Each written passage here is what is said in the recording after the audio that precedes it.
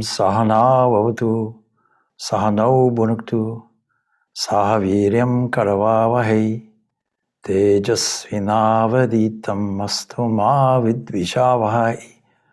Om Shanti, Shanti, Shanti. May that one protect us both. May that one nourish us both.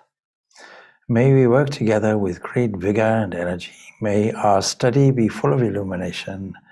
May we not unnecessarily cavil with each other. Peace, peace, peace be unto all. Well, the original title of this talk was My Worst Enemy, and then in brackets, Enneagram. And I selected the topic since we are about to embark on another Enneagram course on the weekend. But many of you may know what it is and why we call it this and what its value is. And so for those people, I can tell you, our biggest obstacle straight away is this sense of I. The Patanjali Yoga Sutras gives us 5 specific obstacles to any of our growth or spiritual evolution. And this sense of ahamkara, this sense of I, is at the root of everything. Of course, it all comes from a sense of ignorance. Patanjali defines this ignorance as taking the non-eternal, the impure, the painful, and the non-self for the eternal, the pure, the happy, and the Atman, or self, respectively. Now, when we first tell people about this self, I always remember some years back, we were still in a commercial premises lent to us. Every week we were talking about this Atman, this self, and assumed, of course, that people understood. By self, we don't mean the physical self or even the psychophysical self, the normal identity, which we can classify as persona, a mere mask. Persona is Greek, it means a mask. We're all sitting behind a mask, as it were. How do we know this? It's because we can objectively identify all the events. All these events we observe, they can be classified twofold. One is the external objects in front of us. When these things move, we call these events. And our reaction to these events produces within us a sense of difficulty, a sense of sorrow and pain. How to deal with them is a central difficulty in our life.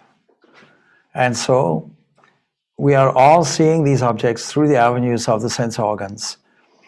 But the internal reaction to it, we are also observing. This is another form of objective observation, more subtle. And yet all of us can identify and see the flow of thoughts that come through the mental field and leave it also.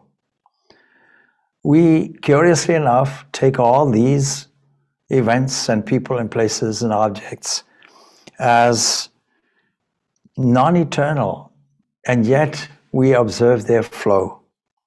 We also see how these things are impure. What do we mean by purity and impurity?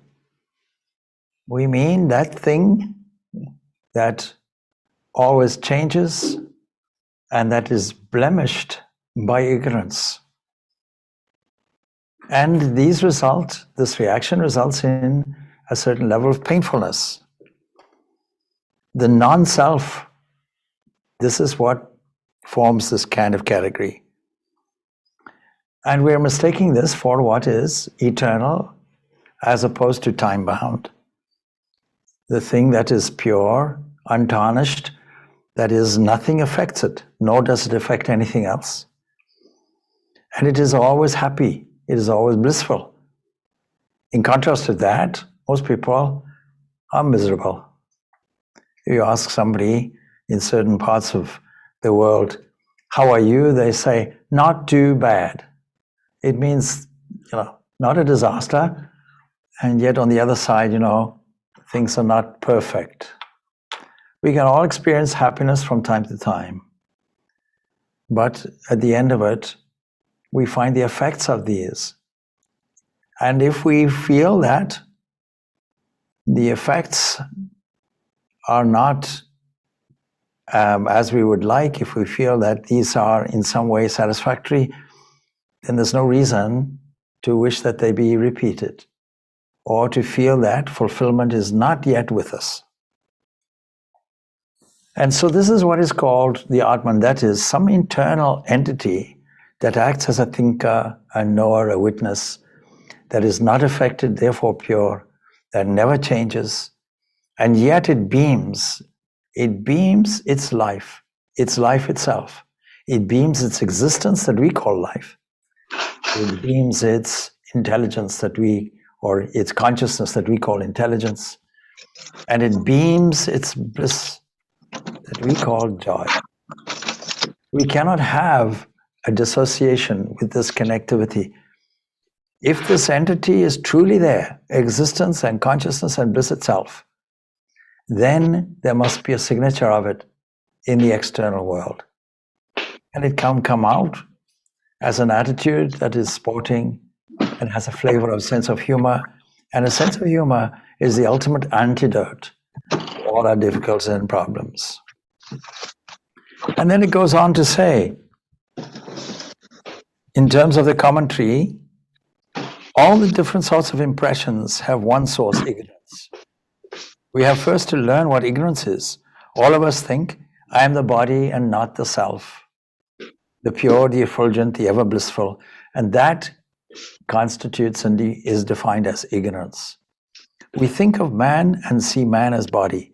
This is the great delusion, says the commentator. And then it goes on to this next sutra. What is egoism? It's defined. Egoism is the identification of the ultimate seer, that is the witness which is internal, with the instrument of seeing. That means if we are to understand this properly, we have to revalue everything in instrumental terms. What is the body? It is a mechanical instrument. A car is also a mechanical instrument. We can reregister it in terms of earth car. And then what about the mind and the mental field? Something like the engine, also an instrument. Now the point about using the term instrumentality is it requires some owner, some user behind it. And we cannot say that the instrument is a doer in any way. And so the commentator, who happens to be Swami Vivekananda, gaining all the commentaries of Vachaspati's gloss and Vyasa and so on, he puts this out. The seer is really the self, that is the internal self, the immortal entity. The pure one, the ever holy, the infinite, the immortal. This is the self of man. And what are the instrumentals? He says the chitta. Now to understand this, we have to understand the way the yogis and Sankhyas see the mental field. So chitta is defined as mind stuff. That is out of the infinite source of energy. A whirlpool, a localized version, gathers around in one location. And this we identify as I. It is the buddhi, that is the determinative faculty. It is the manas, the mind. And here now we have the geography of how Sankhya's and yogis define what is this internal instrument. We understand it better when we say it's antakarana, internal instrument. The body an external instrument. This is an internal instrument. And like any instrument, it has a number of different faculties, functions, departments. It starts off with the executive officer, the buddhi, the determinative faculty, making executive decisions, weighing up the pros and cons. Naturally, an enlightened buddhi makes the right decisions. And we understand from such passages that we find in Katha Upanishad that there are two paths, two choices that we can make, generalized as what is preferable and what is pleasurable, what is the wise course, and what is the one that will produce pain. How will we decide? We'll decide on a base fact, a brute fact. Any action that produces pain is not in our favor. What is our ignorance? Misunderstanding and misinterpreting the action as not causing pain when it actually does. I often give the example. Supposing you ask a child, what is heaven? They might say, heaven is 1 ton of glorious ice cream. All right, tomorrow a truck is coming along and delivering it. After a few mouthfuls, the child decides it's no longer heaven. It's now a hell. I feel ill. I feel sick. Enough is enough. And so, in adulthood, so-called, we act in childish ways. What is ignorance? Ignorance is the attitude and behavior that is childish. And we all know the childishness that we find in children. It's not their fault. It's the nature of their maturity. But in adulthood, we should learn to be childlike. We should learn to be humble. You know, there's that statement, I'm humble and proud of it. You see a contradiction in terms. Many people have that kind of attitude. And then there is what is described as manasa, interpreted in English as mind. What is that? It is the faculty of reception. It is the faculty of bringing in the information, reacting on an emotional level without any discernment or discrimination, on a habit level, no doubt, that incorporates the subconscious mind. And then there are the indriyas, the sense organs. We think the sense organs are outside.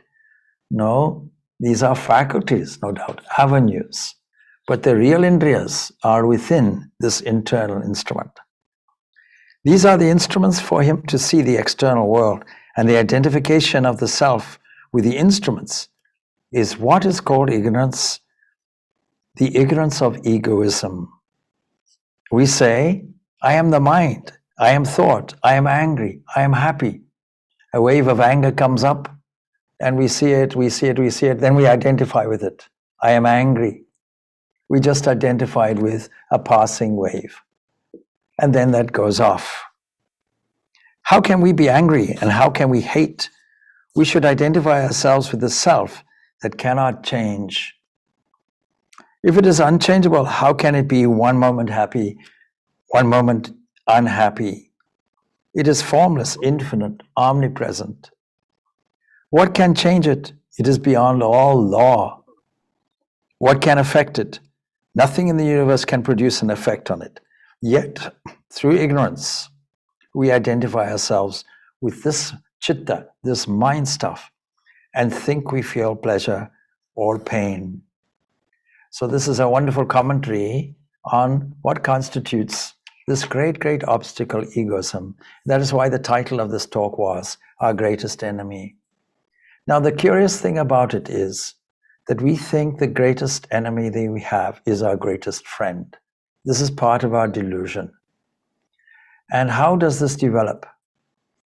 The Bhagavad Gita tells us that this personality is constituted from 2 fundamental forces. One force is described as guna. That denotes an inheritance of some kind. Some inherited characteristic, a building block that sets the tone for any of our reactions. The second part is called karma. This is what we can describe as nature and nurture. The first one is nature.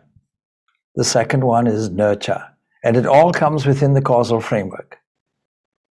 It is this karma, this nurture, that we can do something about. We can't really do anything about the guna. This is part and parcel of our inheritance. This is part and parcel of our prarabdha karma. But certainly we can do something about this moment, this circumstance. No fatalism in it. We can orientate our future as we ourselves choose. So there is no standard ego. And we're all subject to a defense mechanism or a formulation of it when we are 1 foot and everybody else is 6 foot. How do we deal with demands of those greater people?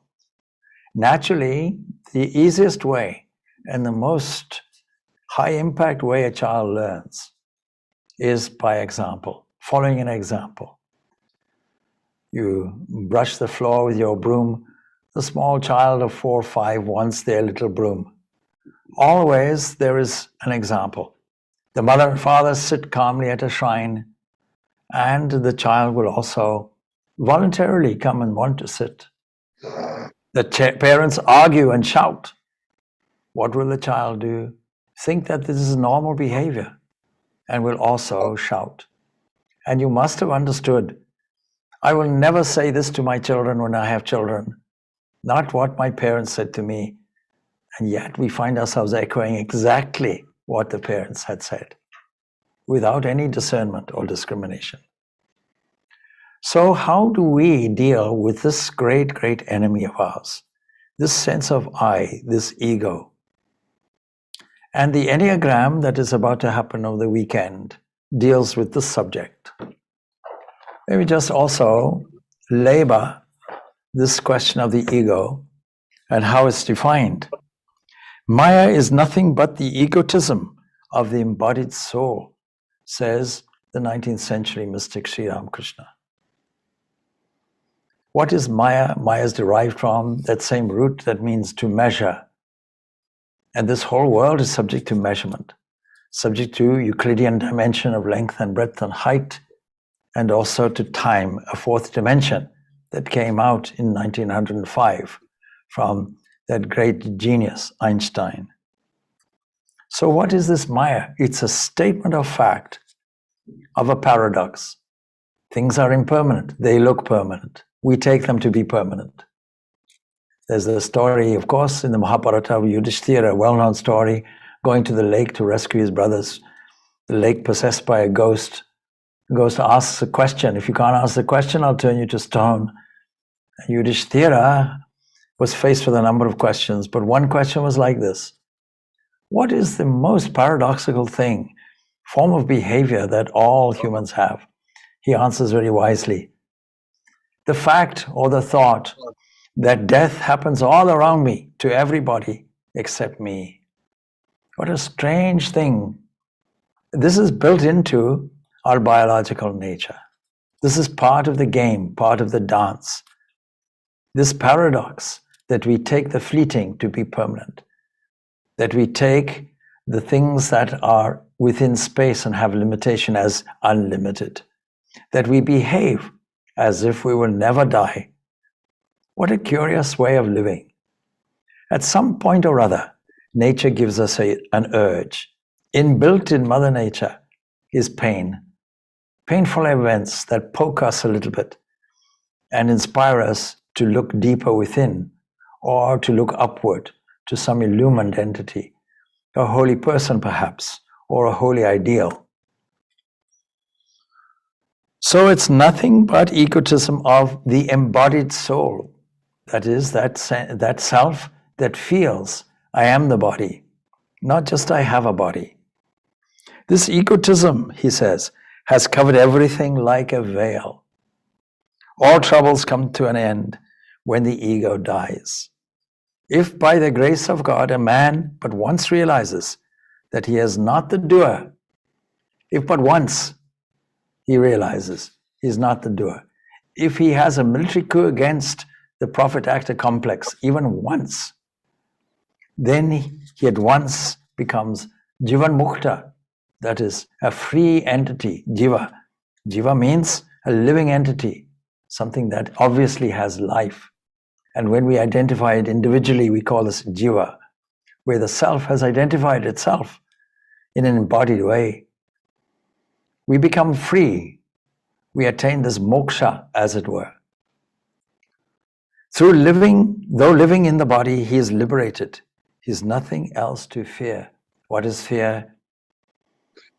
The registration that there is something other than ourselves. But the immortal self is only one. It cannot have any space or time within it. It can't be multiple. This Maya, that is to say, the ego, is like a cloud. The sun cannot be seen on account of a thin patch of cloud. When that disappears, one sees the sun. If by the grace of the Guru, one's ego vanishes, then one sees God. The assumption is there that we all require a competent guide, a teacher, an embodiment of the principles that are taught. And it is this Guru that will grant you the grace And then he goes on a little bit. Rama, who is God himself, was only 2.5 cubits ahead of Lakshmana. But Lakshmana couldn't see him because Sita stood between them. Lakshmana may be compared to the Jiva and Sita to Maya. Man cannot see God on account of the barrier of Maya. Just look, I'm creating a barrier in front of my face with this towel, he says. Now you can't see me, even though I am so near. Likewise, God is the nearest of all, but we cannot see him on account of this covering of Maya. So that tells us very clearly. Now, how is it that we take our greatest enemy to be our greatest friend? Well, it is because, and I'll give you an example. Supposing as a young child, you are surrounded by people who encourage you, please help this, please help with that. Soon you learn from a sheer sense of survival, I get loved and rewarded, something that we all desire. A flow of affection comes to me when I help. Then that becomes a strategy. The strategy becomes a cornerstone of a personality. The personality cornerstone becomes a compulsion. The compulsion is something we identify as we are this, and we are proud about it. What is the negative side? Every compulsion will be exactly that. It'll produce pain for us because it's the opposite of freedom. I don't have the freedom of choice anymore. Then when somebody says, please help me, please do this, please do that, the compulsion says, I have to, whether I want to, whether I like to, whether I choose to, I'm compelled to do it, and I have to say yes. Where does that lead me? It leads me to a resentment because it leads others to use me as a doormat. Don't worry, that person will do it. This is one example among 9. And the Enneagram means 9 numbers, 9 points. And we have derived this from a multiple of 3. The Sankhya psychology tells us of 3 gunas. It tells us, by virtue of that, the way out of this compulsion. It tells us that we have in the psyche a willing understanding, as indicated by the buddhi. We have manasa, a feeling aspect. We have a willing, a doing aspect. All of these 3 faculties are within us. And if they wasn't like that, we wouldn't be inspired to act or do. We'd be lazy people. We wouldn't be emotional feeling people, having at its very height human compassion and love, and at its lowest ebb, lust. We wouldn't have this survival instinct within us, which says we have to survive at all costs. We value our life so much. We take extra care and measure to keep it alive and healthy and wealthy. All our life, most of our energy is centered around this survival strategy.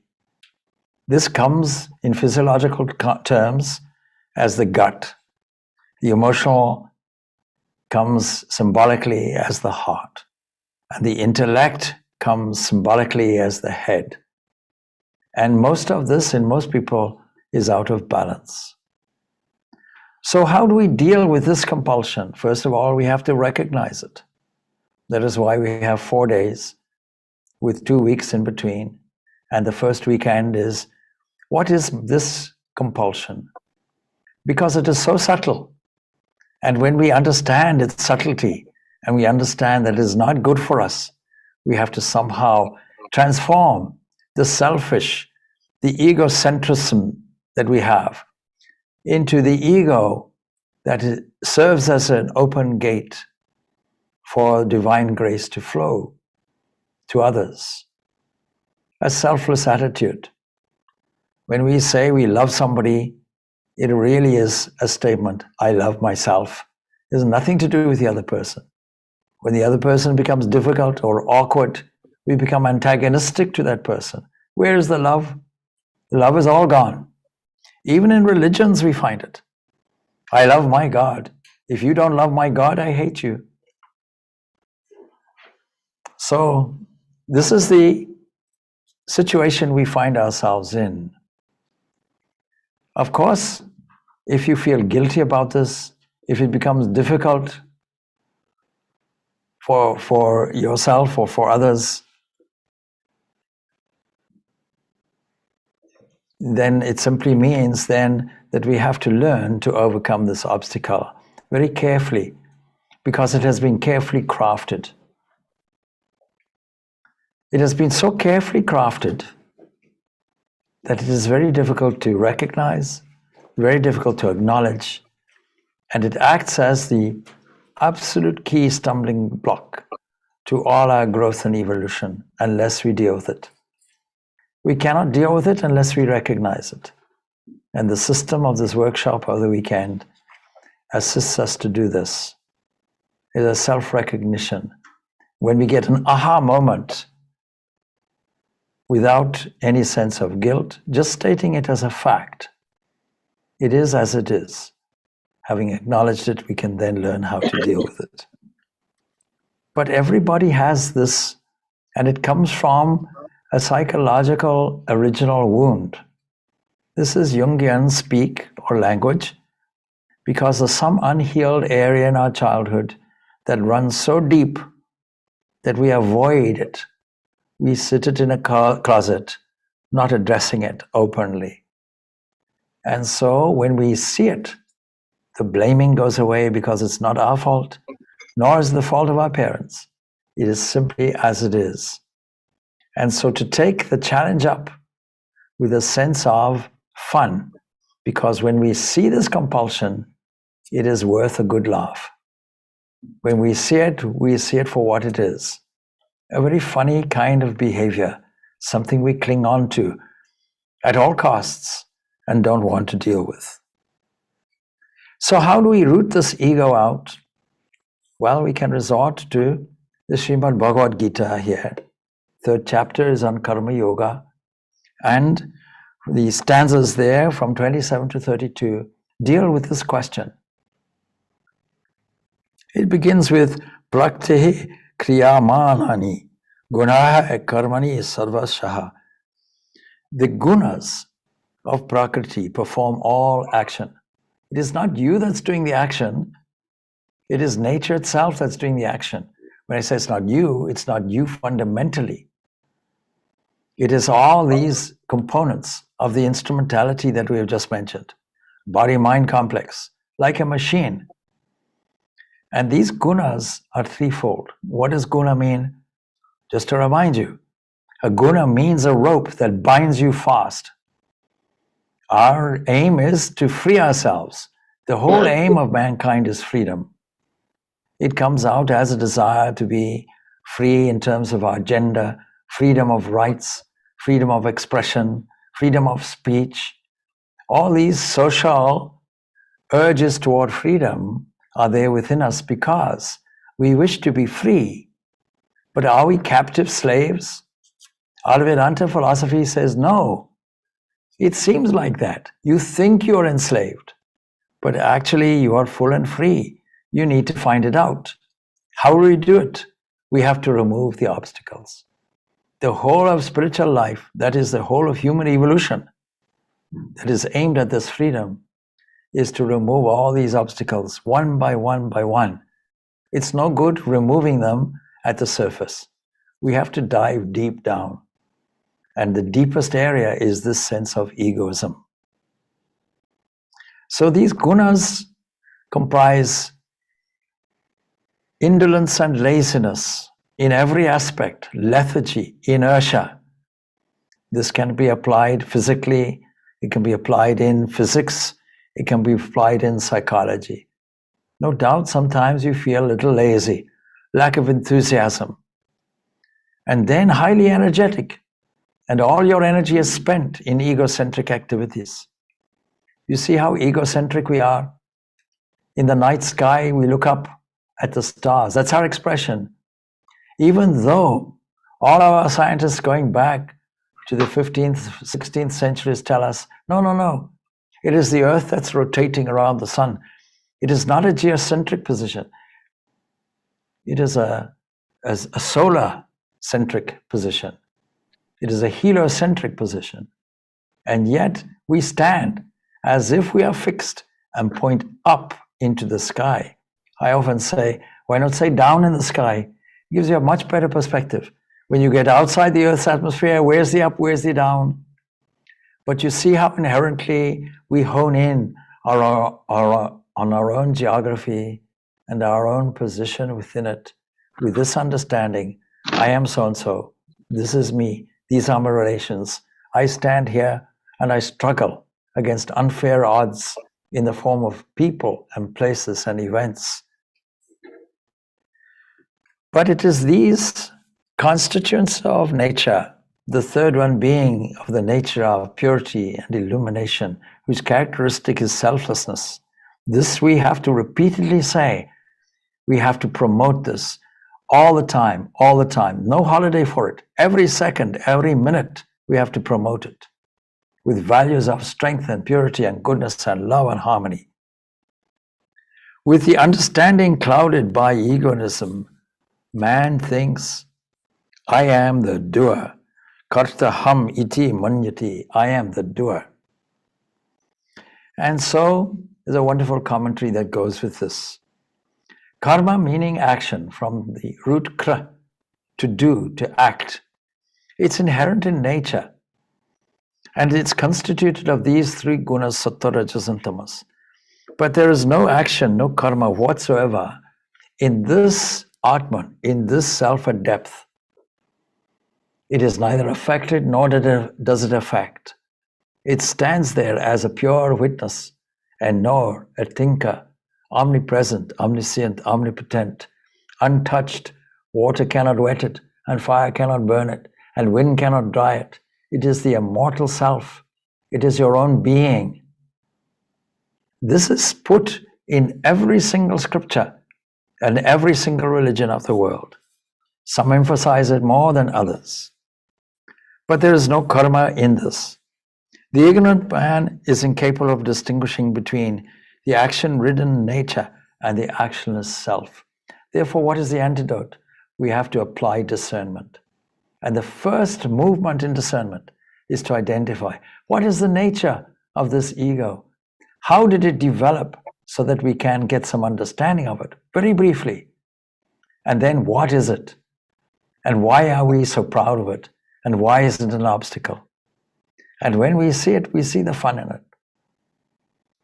So identification is very difficult, very subtle, but it's made easy through this workshop. It is egoism to identify the self with the non-self. Two trains stand side by side in a railway station. You must know what's coming next. You're standing stationary and the next train moves and you think you're moving. Or you look up at the moon and you think the moon is moving. No, it's the cloud that's moving. You see how we superimpose movement on a static entity. And likewise, the mobility of Prakriti or nature is imposed on the immobile Atman. Egoism is brought about by mistaking Prakriti for Atman. So what is this bondage and this slavery? It persists as long as egoism lasts. And unless we deal with this one thing, this one obstacle, we cannot really move on. That is why we emphasize it. So just to repeat, it is not a standard ego. It is developed individually. When you are 1 foot, as it were, and everybody else is 6 foot, and you have to struggle and you have to develop a defense mechanism. You don't see it as a defense mechanism. You see it as the entire formula of your life, but it is your biggest enemy. So the egoistic person thinks of himself as the doer, while actually is not. Egoism and agency are the outcome of ignorance. And Sri Ramakrishna has this to say: when an onion is peeled continually, all skin goes away and no substance is left. We have to go through a procedure of peeling away the layers, layer after layer after layer, until we find the authentic self.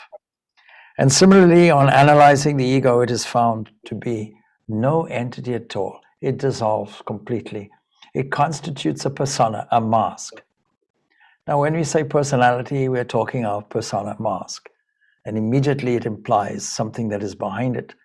So we do not deal with the Enneagram or these 9 personality types. We deal with Enneagram and essence of truth. That is our way of saying Vedanta. What is Vedanta? It is the essence of truth. It is that one thing that is common to all entities who have gone on a mystic internal journey and discovered that one without a second and received the mystic aha, the revelation. That is it. I'm a child of immortality. I am free. I am joyful. I am blissful. That is me. That is my nature. I am that. This internal declaration is universally there. And so the Vedanta tells us 3 things. There is only one existence. That sense of existence in you is one and the same with it. Nothing separate.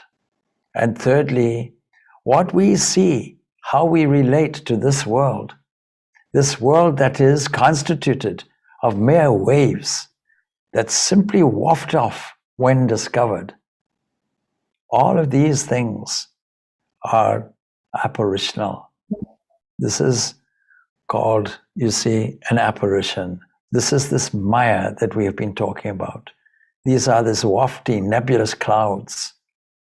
So all of these things that we are dealing with so seriously become viewed to a knower of this as a mere play of waves. Now comes in a sense of humor. Because if it is merely a game, a play, a sport, a lila, a divine milieu, why should we take it seriously?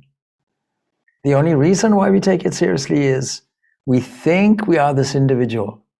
We think we are this embodied entity with this individual characteristic, this persona. So then how about the enlightened person? In contrast to that, where would we want to be? And so the next stanza will tell us, Tatvavit tu mahabhayo guna karma vibhagayoha guna kunesha vartanta iti matta na sajjati. The knower of truth, Tatvavit. Who is the knower of truth and how does that person think? The one intuitive into the nature of this guna, these binding forces, and the nature of karma, real activity that the gunas themselves perform. The gunas as senses merely abide with gunas as objects. The sense organs themselves are made from the same material as the objects and doesn't become entangled, becomes free. Does he leave off the world? No. He engages in it with a fresh perspective, knowing that I am not the doer. This actor, prophet actor complex, I have released, I have given up. And so, what is the attitude of those enlightened towards the ignorant?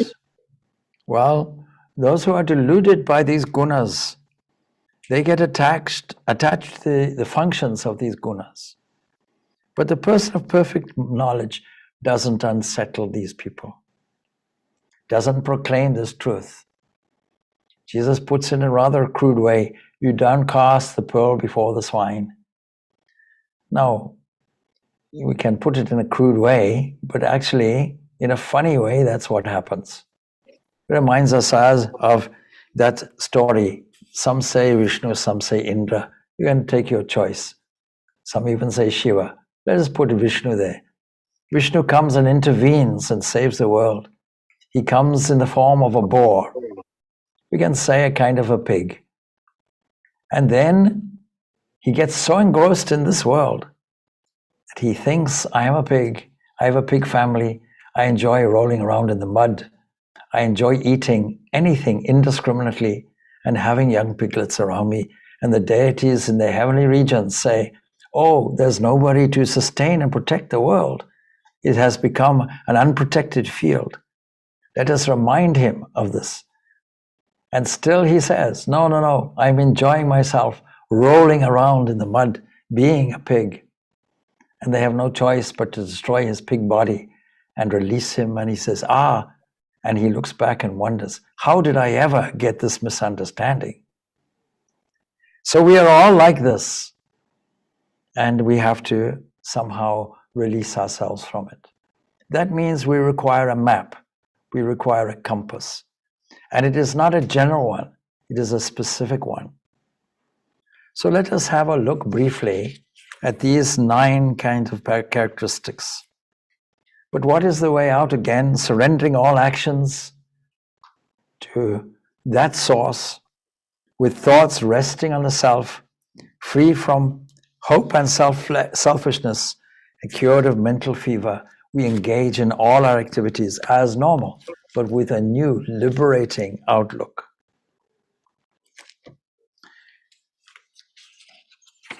So these are the general methods. The specific methods can only be given once you understand the nature of this Enneagram number or this egoistic position. So let us give you a brief insight.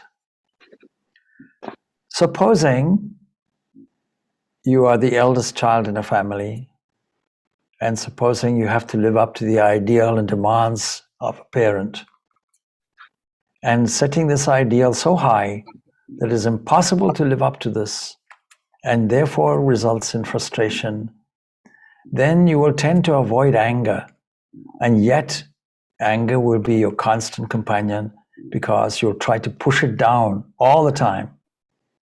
And then perfection being your ideal, you'll never attain it. And life then becomes an uphill struggle. But you are left with a wonderful self-image, which is your biggest enemy. That is, I am right and I am good. Such a person will come across conflict whenever somebody suggests you're wrong. This is one example of 9. I've given you another example of somebody who has a helping nature. Another example will be somebody who was encouraged by their parents to achieve something their parents possibly couldn't achieve. And so they get devastated when they fail or whenever there's possibility of failure. And their life strategy is orientated around success and image at all costs. And they come across that painful situation of facing failure. Rather than face failure, they give up on something. There'll be another person who had a struggling childhood. They felt they were abandoned when they were small.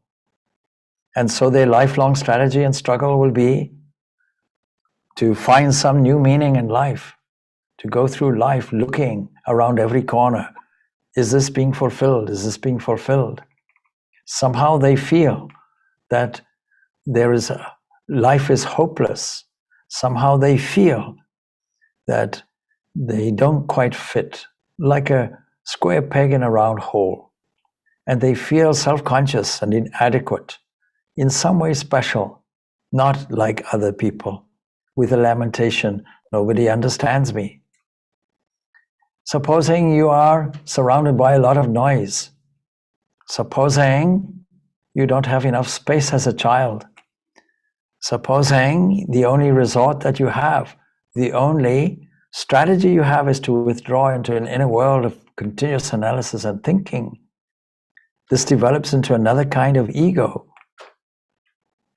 that restricts you and makes you look at the world from a safe, observing place, not fully engaging in life, and makes you all-knowing with a self-image saying, I'm an expert, I'm wise. But on the reverse of it, everyone else is foolish. A kind of arrogance, seen as a helpful strategy, but it is not. It's very damaging. Let us suppose that you were brought up with a sense of insecurity. You never knew what to trust when you were small. And so you decided that you had to rely on some external authority. And that external authority gives you some security, but doesn't allow you to think for yourself. you become legalistic and follow the strictures of law, then of course you become doubting of everything instead of full of confidence, full of faith, full of shraddha, full of self-understanding. Supposing you are a person who had some painful experience in your childhood but forgot about it because your strategy was to see everything in its most positive light. Then you want to avoid pain at all costs and you want to embrace optimism. The problem is you don't face the reality of life. And that itself becomes, the avoidance of pain becomes painful in itself, resorting to a place of unreality. Supposing you learned when you were small, the best form of defense is attack. Let me dominate all others. Let me assert a value of strength. And let me tread on every other head that opposes me. Such a character, of course, we've seen throughout history. Such a person is devoid of compassion. Such a person is suffering. All of these are suffering. Supposing you are the youngest child in a large family and there were continuous opportunities for you to keep this peace between siblings, parents, etc. And supposing then you declutched yourself as any kind of significant or important entity. Supposing then your whole strategy in life was to withdraw from any kind of conflict and decided that you were worth nothing as a result.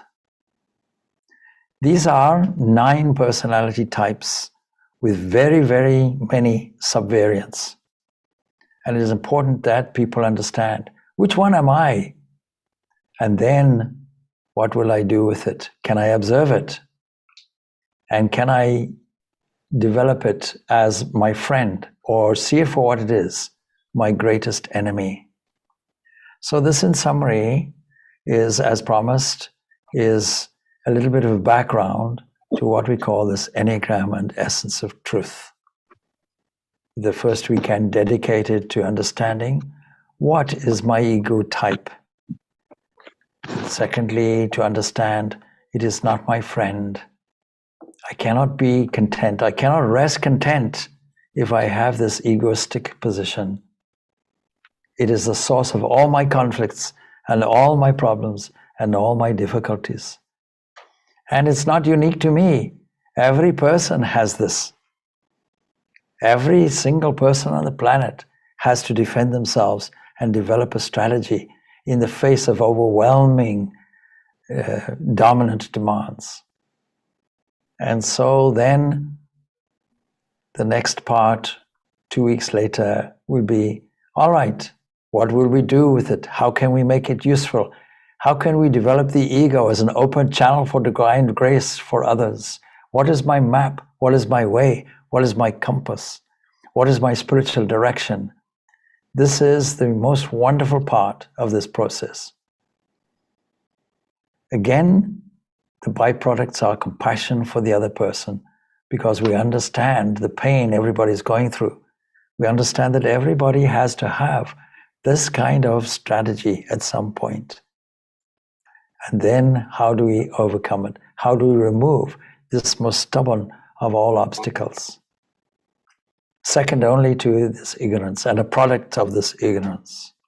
So this is some background in connection with this. So there is one comment that I will read out in text here.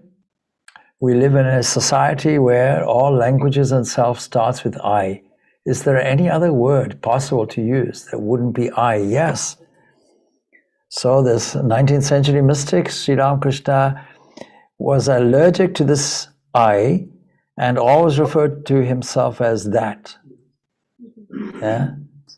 And in fact, this is Upanishadic language because the ultimate source of everything is referred to in this neutral terminology as tat, that. Tattamasi, thou art that. It's always referred to in this way. without any gender whatsoever. And so we can revalue things. Instead of saying, this is my body, we can say, it is the Lord's temple, or we can say it is the earth car in which we are privileged to travel. Instead of saying my mind, we can say Lord's inner sitting room, where he sits. It's nothing to do with me. And then, as I say, and I have said many times before, if you ask me, what is your job? I'm happy to tell you, I'm a cleaner.